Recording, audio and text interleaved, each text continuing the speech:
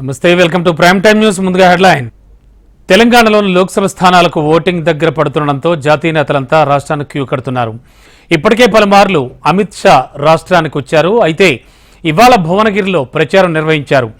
అబద్ధాలతో కాంగ్రెస్ పార్టీ అధికారంలోకి రావాలని ప్రయత్నిస్తోందని షా విమర్శించారు. తెలంగాణలో 10 కంటే ఎక్కువ స్థానాల్లో బీజేపీ గెలుస్తోందని ధీమా వ్యక్తం చేశారు ఆయన. भाई और बहनों, 2019 में तेलंगाना की महान जनता ने हमें 4 सीट दी है, मगर मैं आज सुन लो रेवंत रेड्डी, आज कहकर जाता हूं, इस बार तेलंगाना में हम 10 से ज्यादा सीटें जीतने वाले हैं। ये कांग्रेस पार्टी झूठ बोलकर चुनाव लड़ना चाहती है। भाई और बहनों, वो कह रहे हैं मोदी जी आएंगे तो आरक्षण समाप्त कर देंगे। भाइयों बहनों, मोदी जी 10 साल से पूर्ण बहुमत के साथ शासन कर रहे हैं। मोदी जी ने आरक्षण समाप्त नहीं किया। దేశ సంపద కేవలం 2% ఉన్న బిలియనర్ల చేతిలోకి వెళ్లిపోయిందన్నారు కాంగ్రెస్ అగ్ర నాయకులు రాహుల్ గాంధీ. 10 ఏళ్ల పాలనలో ప్రభుత్వ రంగ సంస్థలను మోడీ ప్రైవేట్ పరం చేశారని విమర్శించారు ఆయన. రిజర్వేషన్లను రద్దు చేసేందుకే ప్రభుత్వ రంగ సంస్థలను విక్రయిస్తున్నారని ఆరోపించారు. బలహీన వర్గాల్లో రాజకీయ చైతన్యం తెచ్చేందుకు కృషి చేస్తున్నామన్నారు. हिंदुस्तान को चलाते हैं, सारी की सारी संस्थाएं उनके हाथ में हैं, सारी की सारी कंपनियां उनके हाथ में हैं, सरकार उनके हाथ में है।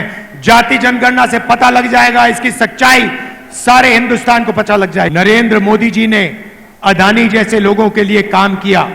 10 साल हिंदुस्तान के airports, ports, infrastructure, defence industry सारी की सारी नरेंद्र मोदी जी ने अदानी को दी। उन्होंने 22-25 अरबपति बनाए, अमीर लोगों को और अमीर किया।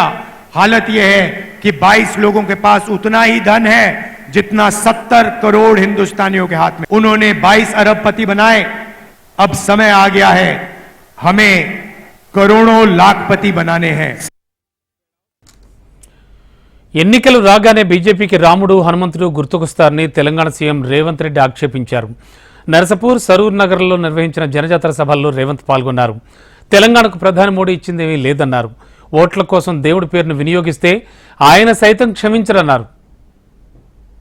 ఇవాళ బీజేపీ వాళ్ళు అంటున్నారు, ఎన్నికలు వచ్చినప్పుడల్లా వాళ్ళకి రాముడు గుర్తొస్తాడు, హనుమాన్ జయంతి గుర్తొస్తుంది, లేకపోతే బతుకమ్మ బోనాల పండుగలు గుర్తొస్తాయి ఇంకొకరికి.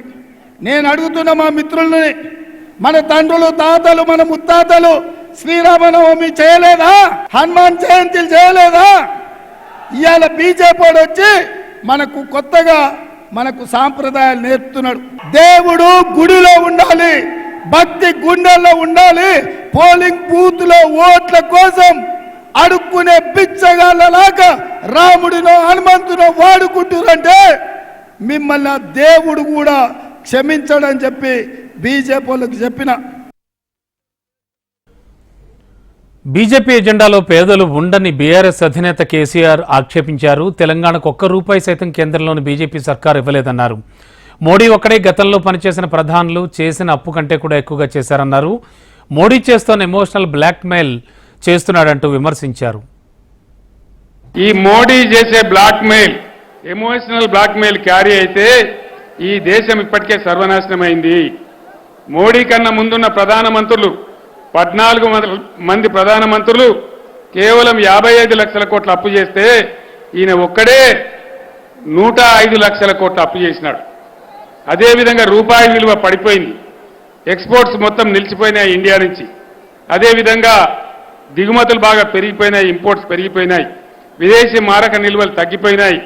అదేవిధంగా ఏ ఒక్క మాట సంవత్సరానికి 2 కోట్ల ఉద్యోగాలు భర్తీ చేస్తా అంటే ఏ ఒక్కటి కూడా భర్తీ చేయలేదు. ఏ ఒక్క వర్గానికి, ఒక దళితులకో, గిరిజనులకో, మహిళలకో, పేదలకో, మైనారిటీలకో, రైతులకో ఏ ఒక్కరికి కూడా మేలు జరగలేదు. బీజేపీపై రేవంత్, కేసీఆర్ చేస్తున్న ఆరోపణలను ప్రజలు విశ్వసించడం లేదన్నారు కేంద్ర మంత్రి కిషన్ రెడ్డి. కేసీఆర్ మాటలు ప్రజలు సీరియస్గా తీసుకోవడం లేదని నవ్వుకుంటున్నారన్నారు. ఎన్ని తప్పుడు ఆరోపణలు ప్రచారాలు చేసినా బీజేపీకి ఢోకా లేదన్నారు. రిజర్వేషన్ అంశంపై రాహుల్ గాంధీ సినిమా అట్రఫ్లాప్ అయిందని దుయ్యబట్టారు ఆయన. దేశ గౌరవాన్ని పెంచేటువంటి అనేక రకాల చర్యలు కానీ దాని మీదనే మేము ప్రధానంగా ఎన్నికల్లో పోటీ చేస్తూ ఉన్నాం. కానీ ఈరోజు కాంగ్రెస్ పార్టీ కానీ మరో పార్టీ కానీ దాని మీద విమర్శించేటువంటి పరిస్థితి లేదు. విమర్శించడానికి వాళ్ళు ఏం లేదు కాబట్టి తప్పుడు ఆరోపణలు, బురదజల్లే ఆరోపణలు చేసుకుంటూ ఎన్నికల ప్రచారంలో లబ్ధి పొందాలని చూస్తున్నారు. కానీ వాళ్ళకు గుమ్రాంగ్ అవుతుంది. తెలంగాణ సమాజము చాలా చైతన్యమైనటువంటి సమాజం.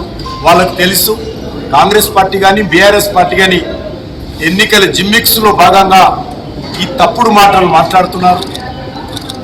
ఈ తప్పుడు ప్రచారం. కాంగ్రెస్ పార్టీ 6 గ్యారంటీలపై బీఆర్ఎస్ వర్కింగ్ ప్రెసిడెంట్ కేటీఆర్ వ్యంగ్యాస్త్రాలు సంధించారు. Inverter, generator, candle light, torch light, power bank, charging బల్బులే కాంగ్రెస్ గ్యారంటీలంటూ సెటైర్లు వేశారు.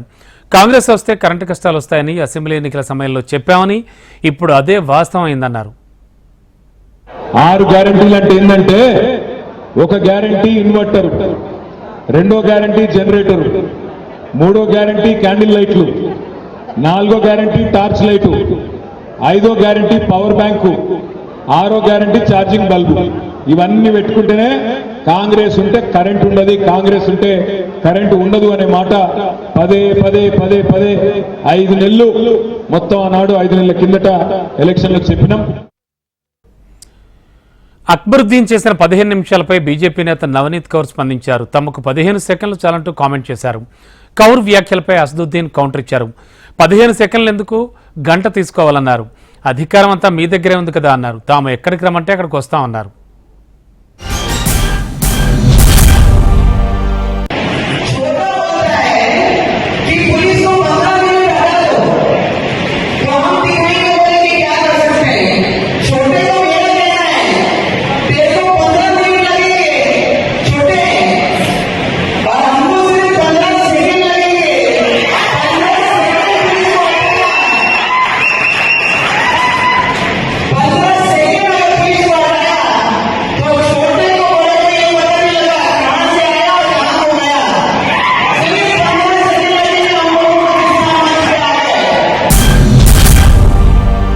या फिर अपना अखबार, बिल्कुल आप दे दीजिए, मोदी जी के पास अख्तियार है, दे दीजिए 15 सेकंड ने बोल के 1 घंटा ले लीजिए ना. हम भी देखना चाह रहे हैं कि आप में कितनी इंसानियत अभी बाकी है या नहीं है. करिए, कौन डर रहा है, हम तो तैयार हैं.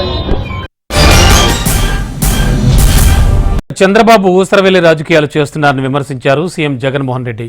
మైనార్టీ రిజర్వేషన్లు రద్దు చేస్తా ఉంటున్న బీజేపీతో పొత్తు పెట్టుకుని వారి ఓట్ల కోసం బొజ్జగింపు రాజకీయాలు చేస్తున్నారని ఆక్షేపించారు. ముస్లింలకు సంబంధించినటువంటి ఏ అంశంలోనైనా తన మద్దతు ఉంటుందని జగన్ స్పష్టం చేశారు.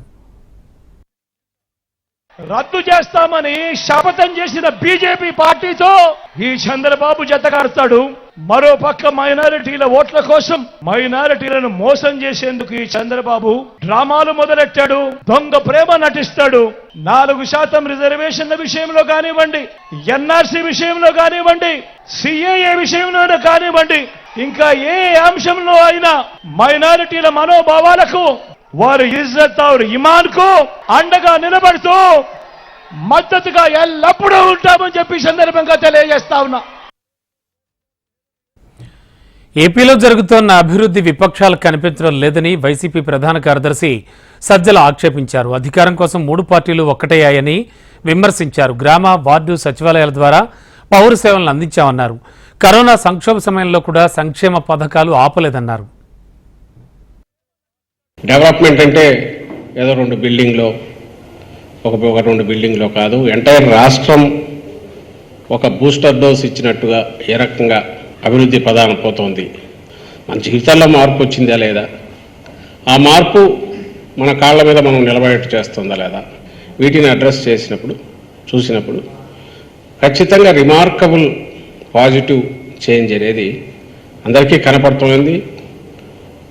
దాంట్లో ఎక్స్పీరియన్స్ కూడా అవుతున్నాం. అయితే అది డెవలప్మెంట్ అనడానికి మనం ఇలాంటి వాళ్లకు ఇష్టపడట్లేదేమో అని అనిపిస్తుంది. ఇక ఉద్యోగాలు లేక యువత రోడ్డున పడ్డారని టీడీపీ అధినేత చంద్రబాబు అన్నారు. జాబు రావాలంటే కూటమి అధికారంలోకి రావాలని పిలుపునిచ్చారు. ఏకలవ్య మోడల్ స్కూళ్లను నిర్వీర్యం చేశారని విమర్శించారు. స్థానికులకు ఉద్యోగాల కోసం జీవో నెంబర్ 3 తీసుకొచ్చామని దాన్ని జగన్ రద్దు చేశారని చెప్పారు.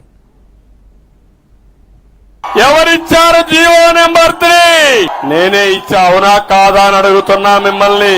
అంటే జీవో నెంబర్ 3 ద్వారా స్థానిక ఉద్యోగాలు ఇక్కడుండే గిరిజనులకు పెట్టిన పార్టీ తెలుగుదేశం పార్టీ. ఇప్పుడు ఇస్తున్నారా మీకు? ఇతను గిరిజన ద్రోహి అవునా కాదా? క్షమిస్తారా మీరు?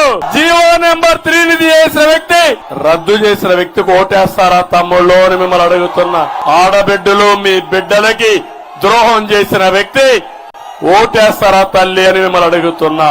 మళ్ళీ హామీ ఇస్తున్నా, నేను ఒకసారి జీవో నెంబర్ 3ని పోరాడి మళ్లీ సాధిస్తా, స్థానికులకి ఉద్యోగాలు ఇప్పిస్తానని చెప్పి మీకు తెలియజేస్తున్నా.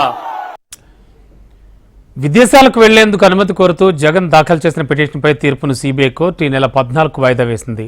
మే 17న లండన్కు తన సతీమణి భారత్తో కలిసి వెళ్లేందుకు అనుమతి ఇవ్వాలంటూ పిటిషన్ వేశారు. తన కుమార్తెలను కలిసేందుకు వెళుతున్నట్లుగా కోర్టుకు జగన్ తెలిపారు. కౌంటర్ దాఖలు చేయాలని సీబీఐని కోర్టు ఆదేశించింది. జగన్పై 11 కేసుల్లో విచారణ జరుగుతోందని, ఈ సమయంలో విదేశాలకు వెళ్లేందుకు అనుమతి ఇవ్వడం సరైంది కాదని సీబీఐ తెలిపింది. గతంలో కూడా జగన్ అనేక మార్లు విదేశాలకు వెళ్లాడని, ఎక్కడా కోర్టు నిబంధనలు ఉల్లంఘించలేదని ఆయన తరపు న్యాయవాది తెలిపారు. ఇరు పక్షాల వాదనలు విన్న కోర్టు తీర్పును వాయిదా వేసింది.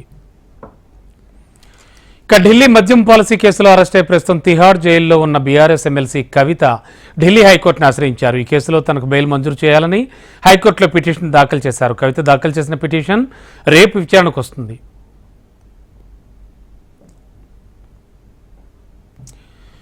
ఏపీలో సంక్షేమ పథకాల నగదు జమపై ఎన్నికల సంఘం నిర్ణయం తీసుకుంది. పోలింగ్ ముగిసే వరకు నిధుల జమను వాయిదా వేసింది. నిధుల జమ ఎందుకు ఆలస్యమైందో ప్రభుత్వం చెప్పాలని కోరింది. ప్రచారం ముగిశాక జమ చేసే యత్నం జరుగుతోందని అభిప్రాయపడింది ఈసీ. పోలింగ్కు 2 రోజుల ముందు వేస్తే కోడ్ ఉల్లంఘన అవుతుందని ఈసీ పేర్కొంది. ఎన్నికలు పూర్తయ్యాకే ఆ నిధులను జమ చేయాలని, మే 13న పోలింగ్ ముగిసిన తర్వాత దీనిపై మార్గదర్శకాలు ఇస్తామని ఏపీ ప్రభుత్వానికి స్పష్టం చేసింది. నిజామాబాద్ జిల్లా ఆర్మూర్ పట్టణంలో ఆర్టీసీ అధికారులు జీవన్ రెడ్డి మాల్కు వచ్చారు. 3,14,00,000 బకాయిలు చెల్లించాలంటూ నోటీసులు జారీ చేశారు. బకాయిలు చెల్లించాలని, లేకపోతే స్వాధీనం చేసుకుంటామని ఆర్టీసీ డీఎం ఆంజనేయులు తెలిపారు. విశ్వజిత్ ఇన్ఫ్రాస్ట్రక్చర్ ప్రైవేట్ లిమిటెడ్కు అద్దె బకాయిలపై నోటీసులు జారీ అయ్యాయి. ఎన్నికలకు సమయం దగ్గర పడడంతో పోలీసులు చెక్పోస్టుల వద్ద తనిఖీలు ముమ్మరం చేశారు. దేశవ్యాప్తంగా ఎన్నికల వాతావరణం కొనసాగుతుండటంతో పలుచోట్ల కరెన్సీ భారీగా పట్టుబడుతోంది. తాజాగా ఎన్టీఆర్ జిల్లా గరికపాడు చెక్పోస్ట్ వద్ద పోలీసులు చేపట్టిన తనిఖీల్లో దాదాపు 8 కోట్ల రూపాయల నగదు పట్టుబడింది. హైదరాబాద్ నుంచి గుంటూరు వెళ్తోన్న పైపుల లోడు లారీలో భారీగా నగదును స్వాధీనం చేసుకున్నారు. స్వాధీనం చేసుకున్న నగదును సీజ్ చేసి ఇద్దరు వ్యక్తులను అదుపులోకి తీసుకుని విచారిస్తున్నారు. ఇక అమెరికాలో వారం రోజులుగా తెలంగాణకు చెందిన ఓ విద్యార్థి కనిపించకుండా పోయాడు. హన్మకొండకు చెందిన రూపేష్ చంద్ర చికాగోలో మాస్టర్స్ చదువుతున్నాడు. మే 2న రూపేష్ వాట్సాప్ కాల్ మాట్లాడిన తర్వాత ఫోన్ స్విచ్ ఆఫ్ అయిందని తండ్రి తెలిపారు. ఎవరినో కలిసేందుకు వెళ్తున్నట్టు చెప్పాడని రూమ్మేట్స్ చెప్పారన్నారు. రూపేష్ మిస్సింగ్ పై చికాగో పోలీసులతో పాటు అమెరికా ఎంబసీని సైతం సంప్రదించినట్లు వెల్లడించారు. కేంద్ర ప్రభుత్వం ప్రకటించిన పద్మ అవార్డుల ప్రదానోత్సవం 2వ విడత కార్యక్రమం ఘనంగా జరిగింది. ఢిల్లీలోని రాష్ట్రపతి భవన్లో ఏర్పాటు చేసిన ప్రత్యేక కార్యక్రమంలో చిరంజీవి సహా ప్రఖ్యాత నృత్యకారిణి, సీనియర్ నటీమణి వైజయంతిమాల బాలి రాష్ట్రపతి ద్రౌపది ముర్ము చేతుల మీదుగా పద్మభూషణ్ పురస్కారం అందుకున్నారు. సుప్రీంకోర్టు తొలి మహిళా జడ్జి దివంగత ఎం ఫాతిమా బీబీ, అలాగే హోర్ముస్టి ఎన్ డాక్టర్ కామా పద్మభూషణ్ అవార్డులు అందుకున్నారు. ఇక కార్యక్రమంలో ఉపరాష్ట్రపతి జగదీష్ ధన్ఖడ్, ప్రధాని నరేంద్ర మోడీ, కేంద్ర హోంమంత్రి అమిత్ షా, కేంద్ర విదేశాంగ మంత్రి జయశంకర్తో పాటు పలువురు ప్రముఖులు, ఉన్నతాధికారులు పాల్గొన్నారు.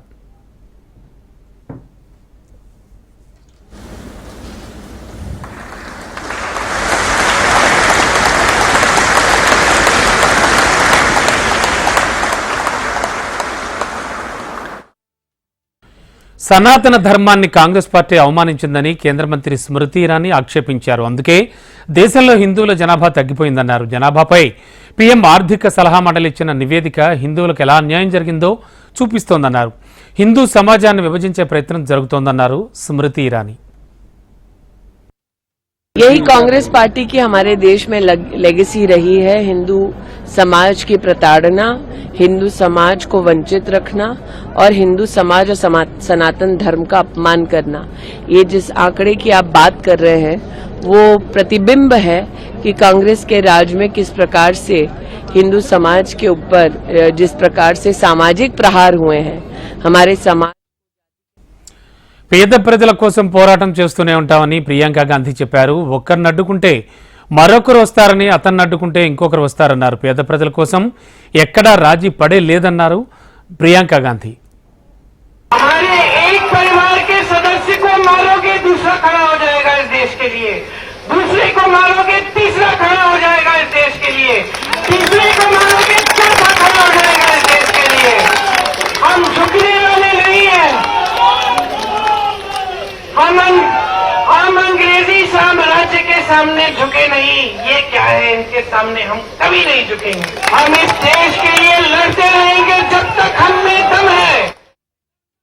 గాంధీ కుటుంబంతో కలిసి పనిచేస్తున్నప్పుడు బాధ్యతగా వ్యవహరించాలని హితవు పలికారు రాబర్ట్ వాద్రా. లోక్సభ ఎన్నికల కోసం రాహుల్, ప్రియాంక కష్టపడి పనిచేస్తున్నారని, కానీ పిట్రోలు చేసిన వ్యాఖ్యలు బీజేపీకు అంశంగా మలుచుకునే అవకాశం కల్పించారని ఆందోళన వ్యక్తం చేశారు. मैं बिल्कुल सहमत नहीं हूं कि मिस्टर सैम पिट्रोडा ने जो भी बकवास की है। कोई आदमी जो इतना पढ़ा लिखा है कैसे ऐसे बोल सकते हैं? तो ये सारी चीजें, और वो राजीव जी के बहुत करीब थे, और जैसे आपको अगर एक मौका मिला है कुछ करने के लिए इस देश में, या आप इस परिवार के साथ हैं, तो आपको अपनी समझदारी से कदम लेना चाहिए, या जो बोल रहे हो समझदारी होनी चाहिए। और इतनी मेहनत कर रहे हैं राहुल, प्रियंका और पूरे कांग्रेस और कार्यकर्ता, और एक आपके स्टेटमेंट से उनको मौका मिलता है बीजेपी को ऐसे उछालने का, जो मतलब कि बेमतलब है, मतलब जरूरत ही नहीं है। లోక్సభ ఎన్నికల వేళ పశ్చిమ బంగాల్లోని సందేశ్ ఖాళీ ఆందోళనల వ్యవహారం రాజకీయంగా తీవ్ర దుమారం రేపింది. తమపై అకృత్యాలకు పాల్పడ్డారంటూ టీఎంసీ నేతలపై ఫిర్యాదు చేసిన 3 మహిళల్లో ఒకరు తాజాగా తన ఫిర్యాదును వెనక్కి తీసుకున్నారు. తాను ఎలాంటి వేధింపులకు గురికాలేదన్నారు. దీనిపై ఈసీకి టీఎంసీ ఎంపీ సాగరిక ఘోష్ ఫిర్యాదు చేశారు. ఘటనపై ఎన్నికల కమిషన్ జోక్యం చేసుకోవాలని కోరారు. ताकि ये झूठे रेप के बयान आए। संदेश खाली में रेप्स हुए नहीं हैं, बलात्कार नहीं हुए हैं, ये सब झूठे हैं। महिला अब बोल रही है कि उनको जबरदस्ती करके, शिक्षा देके, पैसे देके झूठ बुलवाया गया, वो गलत फर्जी केस बनवाए गए। तो ये सब बीजेपी का षड्यंत्र है, और ये षड्यंत्र सुवेंदु अधिकारी जो बीजेपी के बड़े.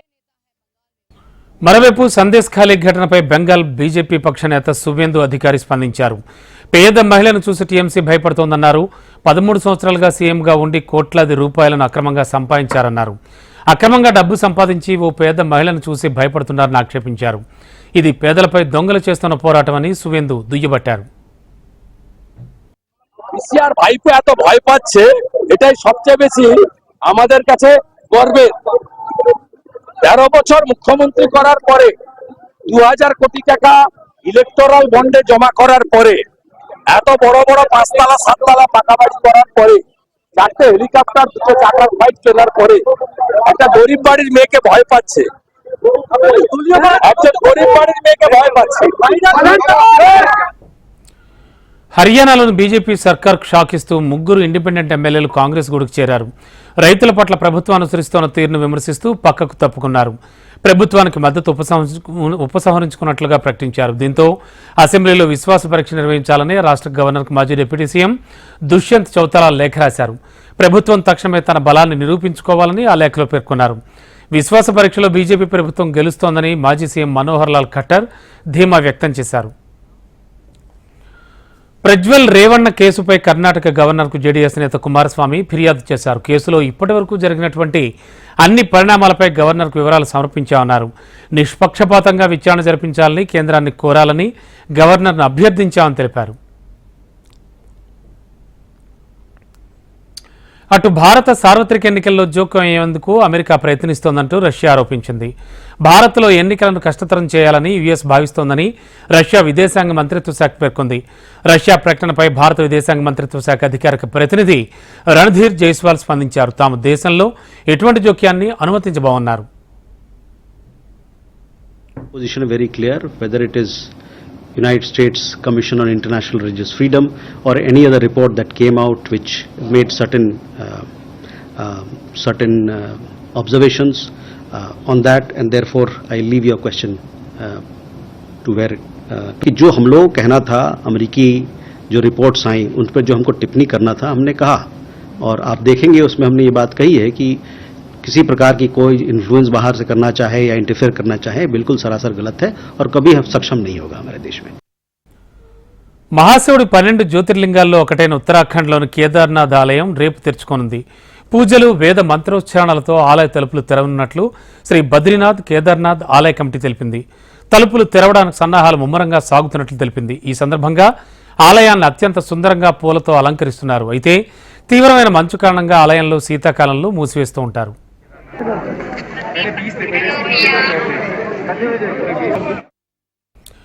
దేశీయ స్టాక్ మార్కెట్ల పతనం కొనసాగుతోంది. గురువారం సూచీలు భారీ నష్టాలను నమోదు చేశాయి. సార్వత్రిక ఎన్నికలు, మెప్పించని Q4 ఫలితాలు వంటి మార్కెట్ సెంటిమెంట్కు కారణమయ్యాయి. ముఖ్యంగా ప్రధాన షేర్లలో అమ్మకాల ఒత్తిడి, విదేశీ సంస్థాగత మదుపర్ల అమ్మకాలు సూచీలను పడేశాయి. సెన్సెక్స్ 1000 పాయింట్లు కోల్పోగా నిఫ్టీ 22,000 స్థాయిని కోల్పోయింది. మదుపర్ల సంపదగా భావించే బీఎస్సీ నమోదిత కంపెనీల మొత్తం విలువ 6 లక్షల కోట్లు క్షీణించి 393 లక్షల కోట్లకు చేరుకుంది. ఇంట్రాడేలో 72,334 కనిష్టానికి చేరిన సూచీ చివరికి 72,404 వద్ద ముగిసింది. నిఫ్టీ సైతం 345 పాయింట్లు కోల్పోయి 21,957 పాయింట్ల వద్ద స్థిరపడింది. ఇవి బులెటిన్ విశేషాలు చూస్తూనే ఉండండి. HM టీవీ వార్తాగదు, నిజం దాగదు.